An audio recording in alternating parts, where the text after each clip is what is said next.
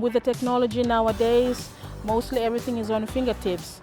I have a bit of experience in filming and also editing, but when it comes to mobile phones and using mobile phones to do all this stuff, I'm quite new to it, so that's what got me interested. I wanted to learn more about mobile journalism because I've read about it and I found out that it's quite efficient, effective. Action. Use the powerful tool that you have in your hand to make your own stories.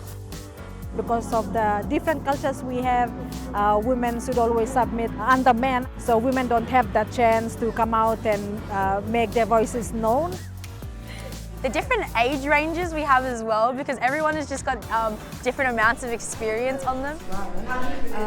Since I'm already operating MoJo in my everyday work, I just wish to broaden my knowledge a little bit more, come out of my comfort zone.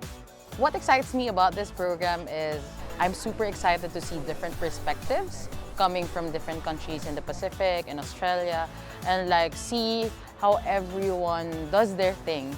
I also get to collaborate with different people. It helps me build my confidence also. It is a huge privilege to be an observer of humanity. I'm actually very excited to be the first team here because we get to see what we have to do and we get to experience everything. I am pretty scared, but I'm also very excited because it's a new thing for all of us. This is all part of the training. I come from a little nation, a dot on the map from Fiji, and then based in the Cook Islands. We do cover sports, but then those are they're small and they're small number of people who attend it. But this is really big, and it's the first time that I'm sitting here in the media booth at the FIFA Women's World Cup. I mean, who wouldn't grab the opportunity to be here? I think we've done great. I mean, we've communicated, we've cooperated, and we are here as a team. We've done really well. I told my nieces and my nephews, my little brothers, and they was like, oh, that's really deadly. I want to be a role model for them, you know. Once I was into it, I just thought connections. I wouldn't mind, making a few more friends, especially regional. Creating networks with many of these female journalists and creating new friends and learning from each other. My storytelling has always been informed by my curiosity about the stories of other people.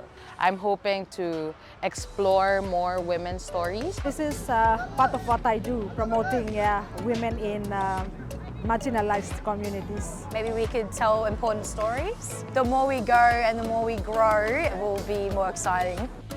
Most of the women in our group, they were interested in telling stories about people and connection and human interest. They're wanting to tell those stories because they're stories that matter to women. Mobile journalism gives all sorts of people access to the technology required to tell a good story. The diversity of it, I just love it. Getting out there and actually doing it in practice, I think that has been, for me, the greatest takeaway.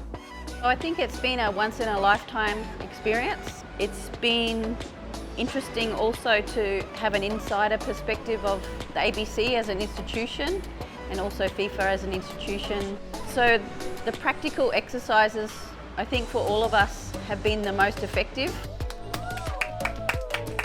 My 2 weeks here in Brisbane has been amazing, especially having to come and train amongst other amazing women, learning from the different experiences. I see myself as one professional sports reporter.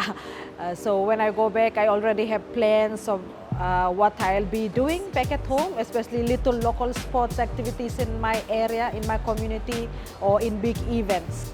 Some of my colleagues are already asking about what is MoJo, what is involved.